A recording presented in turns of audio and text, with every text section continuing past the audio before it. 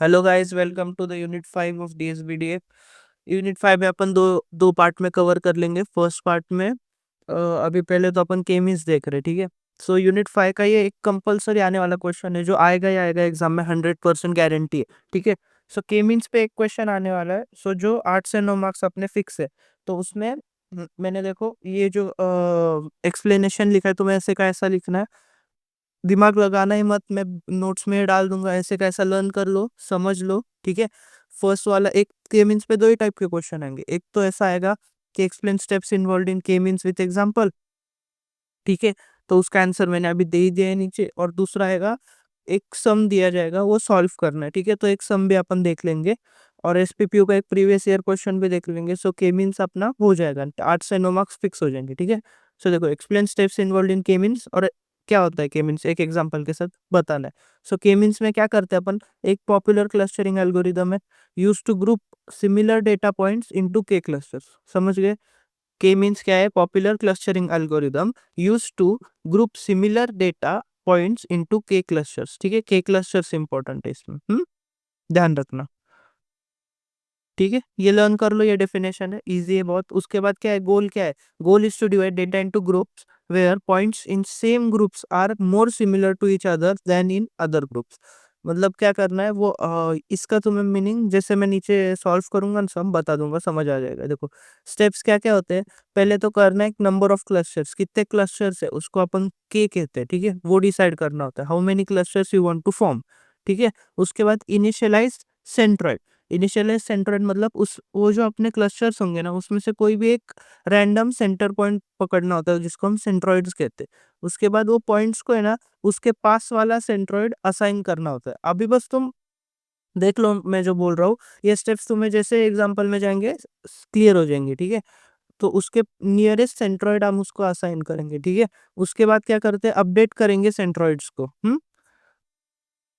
एक second. Update करेंगे centroids को, और उसके बाद क्या करेंगे, रिपीट करेंगे 3 और 4, मतलब थर्ड और fourth level, until centroid is same. हम्म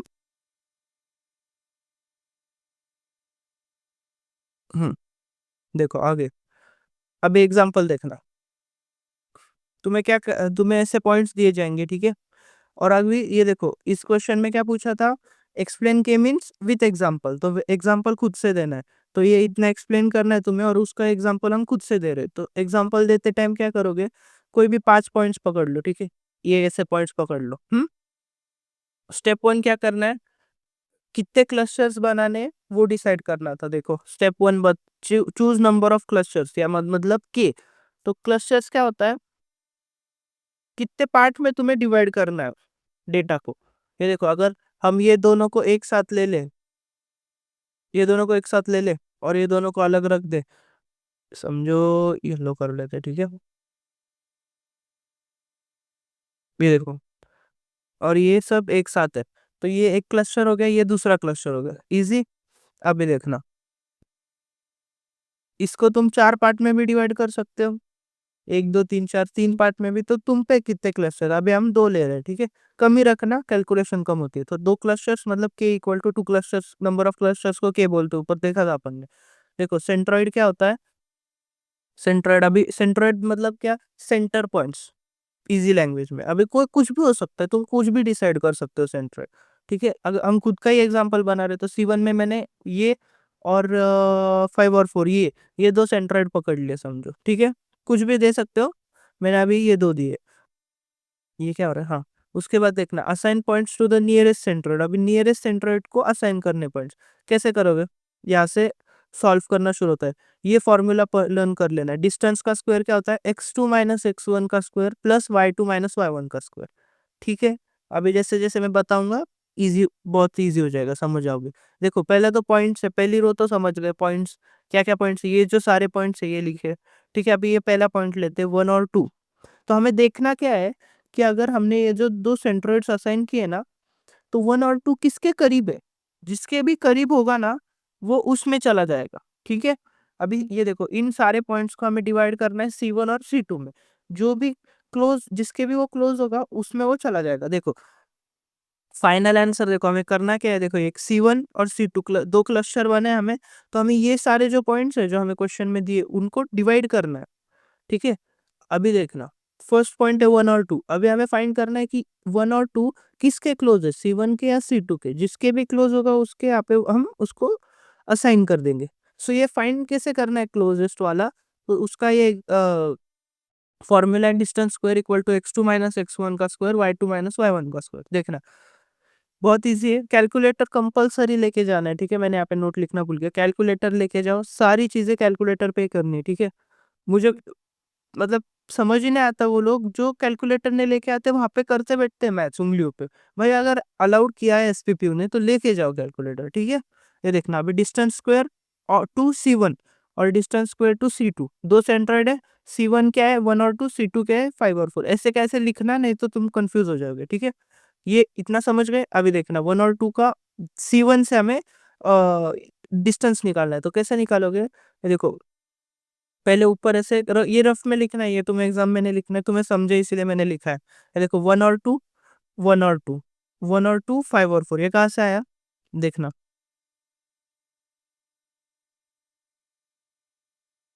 ये देखो 1 और 2 ये पॉइंट है, और C1 की वैल्यू क्या है 1 और 2।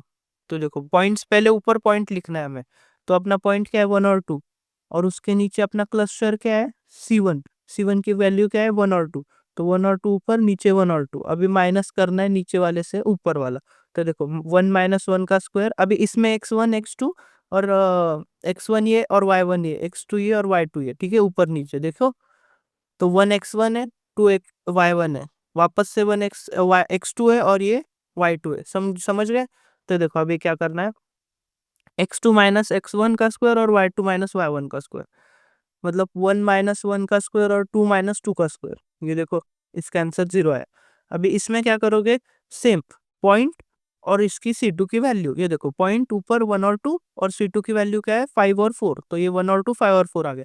वापस इसमें देखो अभी x2 माइनस x1, मतलब x2 क्या है 5 - 1 प्लस y2 माइनस y1 मतलब 4 - 2, दोनों का स्क्वायर। ये देखो वही किया अपन, 5 - 1 का स्क्वायर और 4 - 2 का स्क्वायर 20।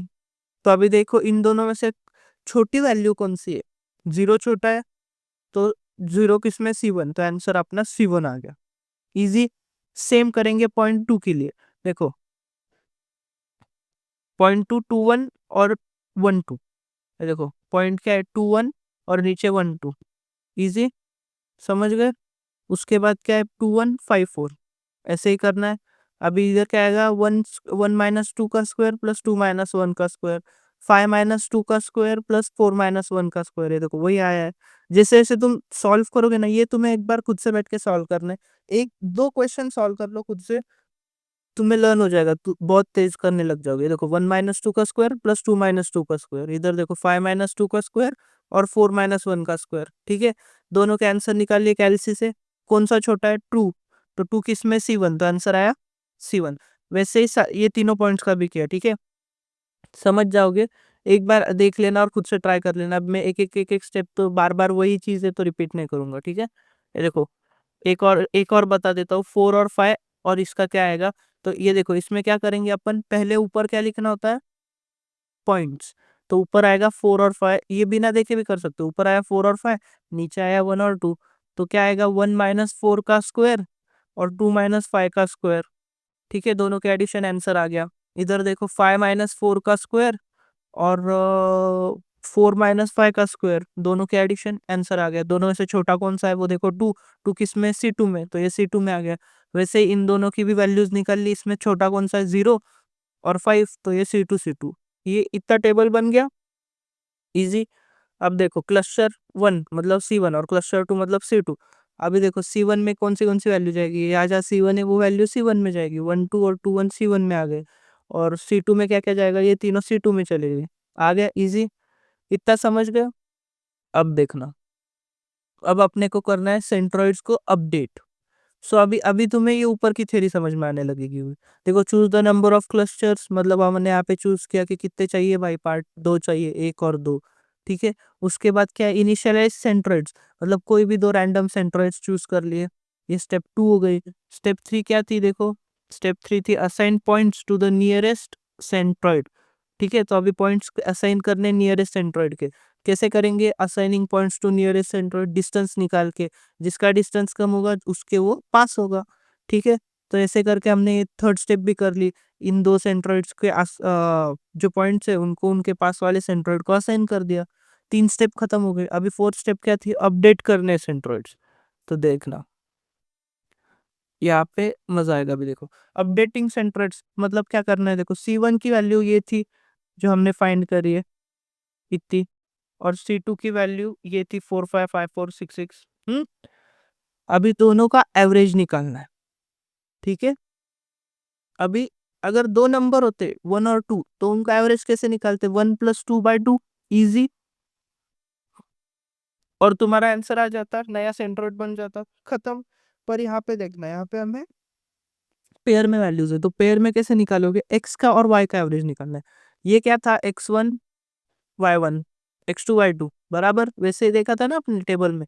तो देखो 1 और 2 एक्स की वैल्यूज है, तो फिर एवरेज ऑफ एक्स क्या आएगा, 1+2/2 1.5, ये एक्स की वैल्यू हो गई। ठीक है, और y की वैल्यू 2 और 1, तो 2+1/2 1.5, तो x और ये x और y की वैल्यूज निकाली हमने। तो C1 का एवरेज क्या आएगा, 1.5 x की वैल्यू और 1.5 y की वैल्यू। इजी, बहुत इजी। ठीक है, एक बार खुद से सॉल्व करोगे समझ आ जाएगा। अभी इसकी कैसे निकालोगे, देखो 4 5 और 6 x की वैल्यू, तो ये बाय 3 नंबर है इसीलिए डिवाइड बाय 3, 15/3 5, x की वैल्यू आ गई 5, पहला वाला 5।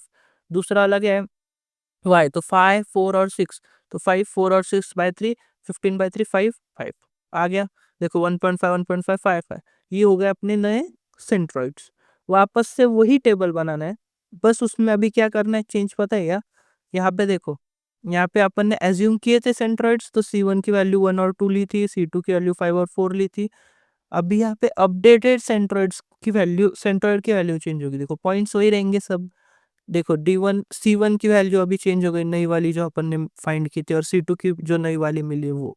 ठीक है, तो वो डाल के वापस से टेबल वही सेम वही चीज है। देखो 1.5 -1 का स्क्वायर प्लस 1.5 -2 का स्क्वायर, 5 -1 का स्क्वायर प्लस 5 -2 का स्क्वायर, तो ऐसी वैल्यूज आएंगी सारी। इनमें से जो छोटी होगी, देखो 0.5 0.5 1 1 2, उसमें सेंट्रोइड्स चले जाएंगे। ये टेबल समझ गया है, वापस वही करना है, बस यहाँ पे दो वैल्यूज चेंज हुई है। वापस से क्लस्टर्स बनेंगे। फिर अभी देखो C1 और C2, इसमें ये वाली वैल्यू डाल दो, C1 में ये दो वैल्यू आ गई, C2 में ये 3 वैल्यू वापस आ गए। अभी देखो ये वाला वैल्यूज, C1 की ये वैल्यू, C2 की ये वैल्यू, और C1 की वैल्यू और C2 की वैल्यू, ये दोनों सेम है। सेम है, जहाँ पे सेम आई वहां पे स्टॉप करना है। ठीक है, अगर ये सेम नहीं आती ना, तो वापस इसका एवरेज निकालना होता है, वैसे ऐसा वापस से सेंट्रोइड की वैल्यू चेंज करके वापस से टेबल बनाओगे। ठीक है, जब तक वैल्यूज ऊपर और नीचे वाले की सेम नहीं आती है। देखो अपडेट किए सेंट्रोइड हमने, एवरेज निकाल के, उसके बाद रिपीट स्टेप 3 और 4 अंटिल सेंट्रोइड इज सेम। देखा, अब अभी सेम आ गया इसीलिए रुक गए। देखो points are same in C1 and C2 after updating centroid, so we stop here. ठीक है, फाइनल क्लस्टर्स में वापस से ये दोनों लिखना है तुम्हें। ठीक है, आंसर एज आंसर। ये हो गया तुम्हारा सॉल्यूशन। ठीक है, इसके मैं नोट्स भेज दूंगा टेलीग्राम पे, टेंशन मत लो। ऐसे कैसे तुम्हें एक्सप्लेन और एग्जाम्पल लिखना है, 8 9 मार्क्स फिक्स है, ये क्वेश्चन 100% आएगा ही आएगा। ठीक है, देख लेना। ठीक है, इसमें अभी तुम्हें समझ में आ जाएगा क्या करना है, थेरी समझ में आ जाएगी तुम्हें, क्लस्टर्स कैसे चूज करने, उसके बाद इनिशियलाइज करने सेंट्रॉइड्स, उसके बाद नियरेस्ट सेंट्रॉइड को असाइन करना है, उसके बाद अपडेट करने सेंट्रॉइड्स और रिपीट करना है। ठीक है, ये हो गया क्वेश्चन, ये अपन ने खुद से एक एग्जांपल सॉल्व कर लिया। उसके बाद आता है अपना क्वेश्चन पेपर वाला एग्जांपल जो एसपीपीयू में है, क्योंकि एसपीपीयू में अलग पूछते हैं हमेशा। सो एक क्वेश्चन इन्होंने इतना कॉम्प्लिकेट करा है कि बहुत सारे बच्चे देख के ही और में डाल देंगे, पर ये बहुत इजी क्वेश्चन है। देखो suppose that the given data task is to calculate points with x और वाई, ठीक है, रिप्रेजेंटिंग लोकेशन इनटू 3 क्लस्टर्स। अभी देखो फर्स्ट क्या है, 3 क्लस्टर्स मतलब K3 होगा, बराबर। जैसे जैसे क्वेश्चन पढ़ रहे हो वैसे वैसे समझ लो, ज्यादा डीप में जाने की जरूरत ही नहीं है अपने को। ठीक है, 3 क्लस्टर्स K3 हो गया, अपना दिमाग में रखना। वेयर पॉइंट्स आर, ये सारे पॉइंट है A1 A2 A3, ये इतने पॉइंट्स दिए, खत्म। the distance function is Euclidean distance छोड़ दो, suppose we are assigning a1 b1 and c1 as the centroid. So centroid भी बता दिया इन्होंने कि क्या असाइन करने. अपन अभी ऊपर देखना, ऊपर ये जो था क्वेश्चन, इसमें सेंट्रोइड्स आपने पता नहीं था, हमने खुद एग्जांपल दे रहे थे तो रैंडम असाइन कर लिए थे. मैंने इधर बताया है कि ये सेंट्रोइड्स क्या है. ठीक है, और इजी कर दिया इन्होंने. सपोज वी असाइन ये as the centre of each cluster respectively. Use K means algorithm to show only the first round, only the first round. ये और इजी कर दिया of the execution with the cluster centre. अभी इसमें देखो rounds क्या होते हैं, देखो समझो. ये पूरा यहाँ से यहाँ तक, उसके बाद ये सेंट्रोइड अपडेट करने तक, ये हुआ फर्स्ट राउंड.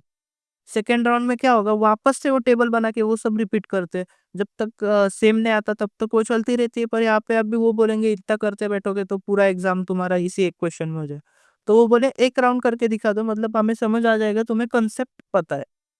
सो देखो अभी इसमें क्या करेंगे, मैंने थेरी वेरी नहीं लिखी, वो सब तुम्हें लिखना है अच्छे से. ठीक है, मैंने सीधा सॉल्व करके बताया है तुम्हें. ये देखो points a1 a2 a3 b1 b2 b3 c1 c2 c3 ये यहाँ पे दिए थे. वैसे कि वैसे पॉइंट्स लिख ही लो पहले, ऐसे खत्म. अभी तीन तीन क्लस्टर्स है तो के 3 हो गया, तो 3 सेंट्रॉइड्स बनेंगे बराबर. ये देखो अभी इन्होंने बताया है हमें लेना भी क्या है. तो a1 b1 c1 3 सेंट्रॉइड, तो D square of a1 b1 c1. a1 b1 c1 की वैल्यू उन्होंने दी थी पहले ही, तो इसमें से वैल्यू उठा लो, यहाँ पे डाल दो, खत्म. और आंसर टेबल बन गया अपना इतना. अभी सॉल्व करना है, सॉल्व करना बहुत इजी था. और याद करो एक्स अपनी डेफिनेशन क्या थी, x2 माइनस x1 का square plus y2 minus y1 का स्क्वायर. मैंने ऊपर दी थी, ये याद करनी है तुम्हें. ठीक है, डिस्टेंस स्क्वायर की. उसके बेसिस पे हमने यहाँ पे सॉल्व किया है. देखो x2 मतलब यहाँ पे पहले पॉइंट्स लिखने, उसके नीचे ये लिखना है, वो रफ में कर लो तुम. देखो 2 माइनस 2 का स्क्वायर प्लस 10 माइनस 10 का स्क्वायर.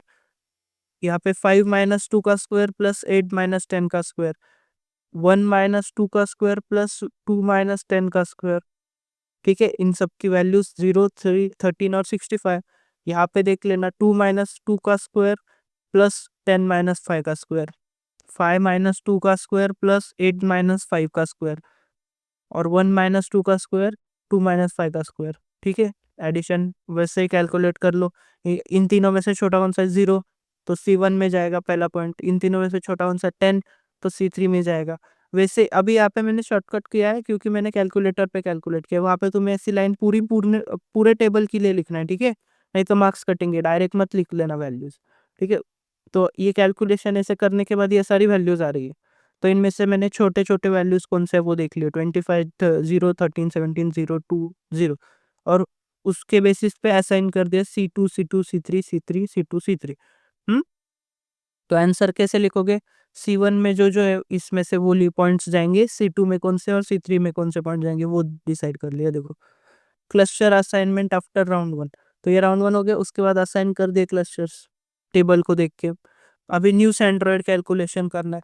तो न्यू सेंट्रोइड में कैसे एवरेज निकालना होता है इसका, याद है. तो देखो C1 में A1, ठीक है, A3 B1 B2 B3 C2.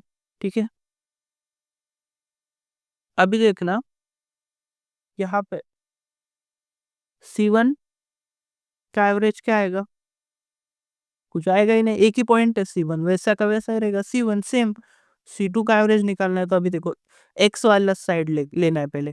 x का 8 5 7 6 4, तो इन सब बाय कितने नंबर है वो 5, तो बाय 5 ये हो गया x का. y का कैसे 4 8 5 4 9 कितने 5 बाय 5, ये हो गया y का. तो x और y कोऑर्डिनेट आ गए, तो C2 की वैल्यू, C2 का एवरेज आ गया 6 6. C1 का वो एक ही है इसीलिए वो वैसे ही रहेगा 2 10 हो गया. और C3 में देखना अभी, अगर तुम पूरा क्वेश्चन ध्यान से सॉल्व करोगे देखोगे तो C3 एक वैल्यू है. ठीक है, नीचे वो अपन ने लिया है. तो C3 में तीन चीजें आ रही है, A2 C1 और C3 तीन आ रहे हैं. ठीक है, तो हमने वैसे ही लिख लिया. पर ये देखो अभी यहाँ पे हमने A2 लिखा C1 लिखा, C3 नहीं लिखा है क्योंकि C3 की वैल्यू सेम है. ठीक है, वापस रिपीट हो रही है इसीलिए नहीं लिखा है. तो अगर वैल्यूज रिपीट हो रही होगी तो दो दो बार मत लिखना, ठीक है। हम्म C1 और C3 मतलब अगर ये देखो, यहाँ पे देखो C1 की वैल्यू क्या है 1 और 2, C3 की वैल्यू क्या है 1 और 2, अगर सेम पॉइंट्स है तो वापस वापस मत लिखना, ठीक है। इसीलिए यहाँ पे C3 नहीं लिखा है।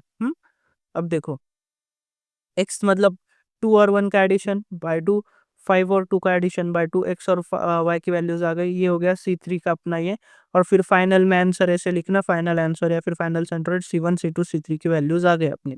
ये हो गया राउंड 1 खत्म, यहाँ पे तुम्हारा आंसर खत्म होता है के मीन्स का। हम्म अभी देखो, ये SPPU में आया था ये क्वेश्चन, तो ये मैं तुमसे रिक्वेस्ट करूंगा के मीन्स के लिए ये क्वेश्चन एक बार देख लेना, आंसर बिना देखे पूरा सॉल्व करना। अगर तुम सॉल्व कर पाए 8-9 मार्क्स तुम्हारे फिक्स है, ठीक है। और अगर थ्योरी में पूछा ऊपर जैसे दिया है वैसे, तो उसमें याद रखना के मीन्स क्या है, एक पॉपुलर क्लस्टरिंग एल्गोरिदम है used to group similar data points into K clusters. K clusters में अपन पॉइंट्स को ये कर रहे हैं यहाँ पे, ठीक है। के क्लस्टर्स याद रखना।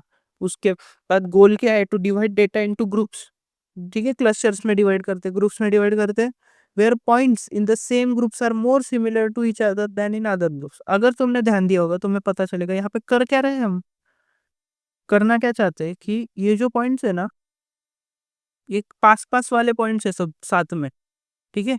तो C2 में सिमिलर वैल्यूज है, C3 में सिमिलर वैल्यूज है, और A1 में भी सिमिलर वैल्यूज, C1 में भी सिमिलर वैल्यूज।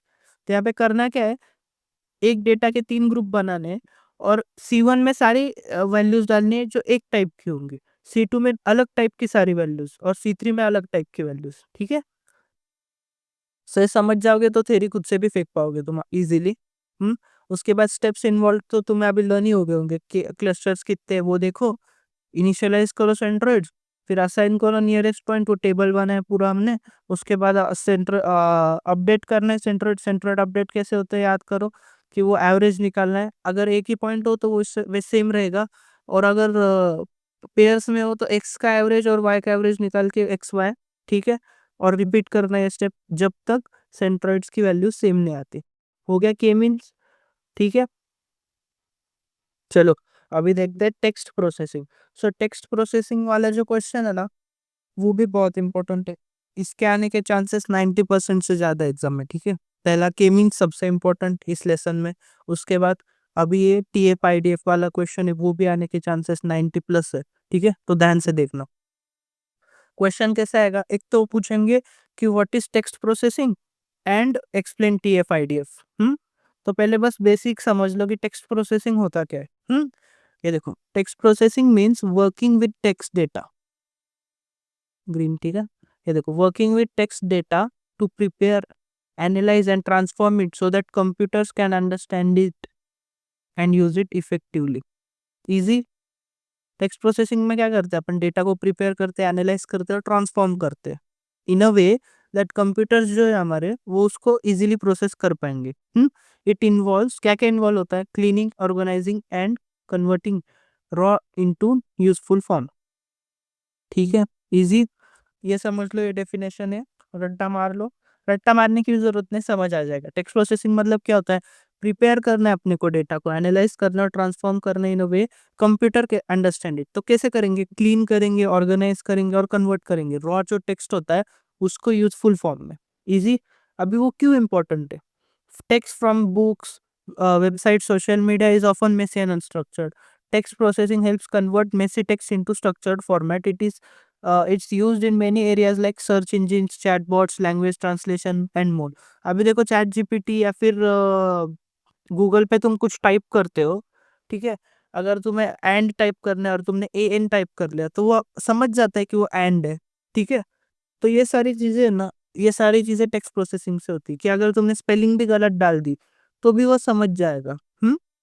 या फिर तुमने बहुत बड़ा क्वेश्चन डाला है फिर भी वो समझ जाएगा कि कहना क्या चाहते हो तुम, ठीक है। सो टेक्स्ट को जो आता है हमें रॉ टेक्स्ट उसको प्रोसेस करना ताकि कंप्यूटर उसको अच्छे से समझ पाए, उसको टेक्स्ट प्रोसेसिंग कहते हैं। इजी। ये सब तो तुम समझ ही जाओगे, फेंक दोगे तुम खुद से ही, मन से ही लिखना, ठीक है, एग्जाम में। उसके बाद देखना, एक्सप्लेन TF-IDF, ये वाला क्वेश्चन आएगा ही आएगा। ध्यान से देख लो, टीएफ आईडीएफ मतलब क्या है? टीएफ मतलब होता है टर्म फ्रीक्वेंसी और आईडीएफ होता है इनवर्स डॉक्यूमेंट फ्रीक्वेंसी। ये रट्टा मारना है तुम्हें नाम। उसके बाद डेफिनेशन देख लो, ये क्या है? मेथड है, टेक्स्ट एनालिसिस की मेथड है to find how important a word is in a document compare to collection of documents. It is given more weight to words that appears frequently in one document but rarely in another documents। अब ये देखो, इसमें क्या करते हैं, एक जो word है उसकी इंपॉर्टेंस देखते हैं कि डॉक्यूमेंट में क्या है, ठीक है, वो कितनी बार आ रहा है। एक बार अपन नीचे देखते हैं सॉल्यूशन, फिर तुम्हें डेफिनेशन अपने आप क्लियर हो जाएगी, फिर वापस आएंगे डेफिनेशन पे। देखो, कंपोनेंट्स टीएफ और आईडीएफ दोनों चीजें फाइंड करनी होती है। टीएफ मतलब how many times a word appears in a document divided by total words in document, ठीक है। और इनवर्स मतलब तो कितने डॉक्यूमेंट्स है और कौन से डॉक्यूमेंट में वो टर्म आ रहा है, ठीक है। अभी और टीएफ आईडीएफ एक स्कोर होता है जहाँ पे क्या करते हैं, टीएफ आईडीएफ को मल्टीप्लाई कर देते हैं इन दोनों की वैल्यू। अभी नीचे एग्जांपल में मैं तुम्हें समझाता हूँ, इजीली समझ जाओगे, ठीक है। ये देखो, let's use two small documents, अपन ने दो स्मॉल डॉक्यूमेंट लिए। ऐसे ही तुम्हें दो तीन कितने भी डॉक्यूमेंट बताएंगे, उसमें ये वर्ड्स है। पहले चीज तुम्हें क्या करनी है, यूनिक वर्ड्स ऐसा एक सेक्शन बनाओ, उसमें सारे वर्ड्स लिख दो जो बिना रिपीट करे। जैसे एप्पल आया, एक बार एप्पल लिख लिया। बनाना आया, बनाना लिख लिया। फ्रूट, तो तीन यूनिक वर्ड खत्म। तो उसमें से अभी पहले ये टीएफ निकालेंगे अपन। टीएफ निकालना बहुत ईजी, देखो वर्ड्स, ये तीन वर्ड्स है। अभी देखो डॉक्यूमेंट कितने हैं? दो डॉक्यूमेंट, तो दोनों डॉक्यूमेंट के अलग अलग टीएफ निकलेंगे। तो डॉक्यूमेंट वन का टीएफ पहले निकालेंगे। तो देखो, काउंट लिखना है, एप्पल कितनी बार आया है भाई डॉक्यूमेंट वन में डॉक्यूमेंट वन का काउंट है, ठीक है। वन में कितनी बार आया? दो बार एप्पल आया, दो बार। बनाना एक बार। फ्रूट आया ही नहीं, तो जीरो। अभी टीएफ में कैसे होता है? अभी देखो, अभी जब जाते हैं फॉर्मूला पे, देखो number of times term appears in document by total words in document. देखो, number of time terms, terms मतलब क्या? एप्पल, कितनी बार एप्पल आया है अपना ये डॉक्यूमेंट में? दो बार आया है, तो दो ऊपर, डिवाइडेड बाय कितने टोटल वर्ड्स, कितने? तीन वर्ड्स है इसमें, तो डिवाइड बाय थ्री। इजीली समझ गए? ये देखो, अभी बनाना का करो, देखो बनाना का बिना देखे करेंगे अपन। ये देखो, तीन वर्ड्स है, बनाना एक बार आया, तो वन बाय कितने टोटल वर्ड्स है? तीन, तो वन बाय थ्री आ गया है टीएफ। ये देखो, वन बाय थ्री। और उसके बाद फ्रूट का कितना आया ही नहीं, तो जीरो, तो जीरो। ये आंसर हो गया टीएफ डॉक्यूमेंट वन का। इजी। अभी डॉक्यूमेंट टू का देखते हैं। देखो डॉक्यूमेंट टू में कैसे आएगा, बनाना एक बार आया है, फ्रूट एक बार आया है, दो बार आया है, और एप्पल जीरो टाइम्स। तो देखो, एप्पल जीरो बार आया है, बनाना एक बार, फ्रूट दो बार। अभी इसका टीएफ बिना देखे निकाले। देखो, टीएफ में क्या करना है, पहले एप्पल का निकालते हैं। एप्पल का कैसे निकालोगे? कितनी बार एप्पल आया? जीरो, आंसर जीरो, खत्म। बनाना, बनाना कितनी बार आया? एक बार, और टोटल नंबर कितने? तीन, तो इसका आंसर आएगा वन बाय थ्री। फ्रूट का क्या आएगा? दो बार आया है फ्रूट, तो टू बाय थ्री। ये देखो, बराबर one by three, two by three हो गया। ये हो गया टीएफ। दोनों का टीएफ निकाल दिया अपन ने, TF of document one, TF of document two, खत्म। आधा क्वेश्चन खत्म, इतना इजी है। उसके बाद देखो, inverse document frequency, IDF. IDF में क्या करना है, टोटल डॉक्यूमेंट्स कितने वो एक बार लिख लो, कि कितने डॉक्यूमेंट है भाई? दो है, लिख लिया टोटल डॉक्यूमेंट दो। वर्ड्स वापस वही आएंगे। अभी फॉर्मूला पे आओ। आईडीएफ में क्या है, total number of documents upon number of documents containing the term. मतलब कितने डॉक्यूमेंट है टोटल, डिवाइड करना है कितने डॉक्यूमेंट में वो वर्ड अपने को आ रहा है या मिल रहा है। देखो कैसे, देखो एप्पल, बनाना, फ्रूट, डॉक्यूमेंट कंटेनिंग वर्ड। अभी एप्पल आ रहा है क्योंकि वन में, कहाँ कहाँ आ रहा है? वन में आ रहा है, टू में आ रहा है क्या? नहीं, तो फिर बस डॉक्यूमेंट वन में आ रहा है, तो वन एक डॉक्यूमेंट में आ रहा है। बनाना देखो, दो डॉक्यूमेंट्स में आ रहा है, बनाना ऊपर भी आ रहा है, नीचे भी आ रहा है, टू।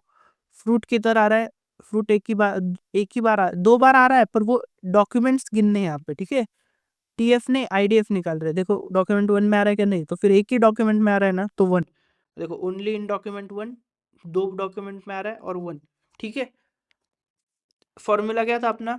इजी फॉर्मूला था कि total number of documents divided by कितने डॉक्यूमेंट में आ रहा है। Total number of documents two by कितने आ रहा है? One, two by one. और इसमें देखो लॉग है, भूलना मत। आईडीएफ में लॉग ऐड करना है, टीएफ में लॉग नहीं है, तो लास्ट में लॉग ऐड कर देना पीछे। लॉग ब्रैकेट दो document, total number of document two by कितने डॉक्यूमेंट में आ रहा है? वन। अभी इन दोनों का बिना दिखे निकालने का ट्राई करते हैं। देखो बनाना का कैसे आएगा, टोटल डॉक्यूमेंट 2 है, बनाना दोनों में आ रहा है तो 2/2, लॉग 2/2, लॉग मत भूलना, ठीक है। फ्रूट लॉग ब्रैकेट में 2 डॉक्यूमेंट है और एक में आ रहा है तो 2/1, ये देखो लॉग 2/2 2/1, ये आंसर हो गया आईडीएफ का। आईडीएफ सेम होता है, तुम दो आईडीएफ नहीं निकाल सकते क्योंकि दोनों डॉक्यूमेंट देखने हैं तुम्हें आईडीएफ में, ठीक है। याद रखना, टीएफ में क्या करेगा, एक एक डॉक्यूमेंट देखेंगे, एक डॉक्यूमेंट में देखेंगे कि एप्पल 2 बार आ रहा है, डिवाइड बाय कितने वर्ड्स है, ठीक है। और आईडीएफ में क्या करेंगे, कितने डॉक्यूमेंट्स है और डिवाइड बाय कितने डॉक्यूमेंट में वो आ रहा है। टीएफ में एक एक डॉक्यूमेंट देखेंगे और आईडीएफ में दो सारे डॉक्यूमेंट्स को एक साथ देखेंगे, ठीक है। समझ गए, एक बार खुद से करना, बहुत ईजी है, ठीक है। टीएफ भी मिल गया, आईडीएफ भी मिल गया। अभी थर्ड क्या था, टीएफ आईडीएफ स्कोर, अगर ये पूछा तो बहुत इंपॉर्टेंट है, पर इजी है इसीलिए मैंने लिख दिया, देखो टीएफ इंटू आईडीएफ कर दो, खत्म।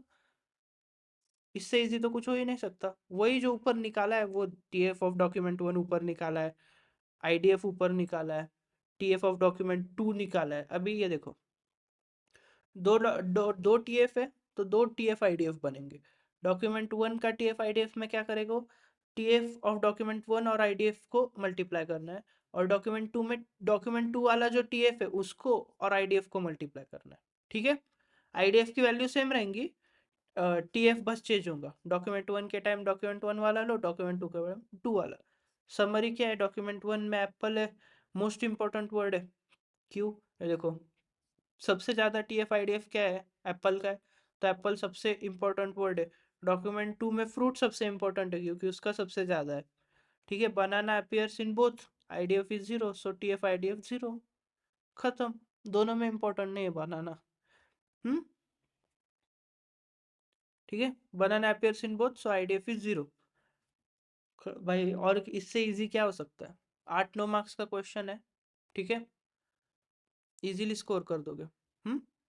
ये हो गया टीएफ आईडीएफ।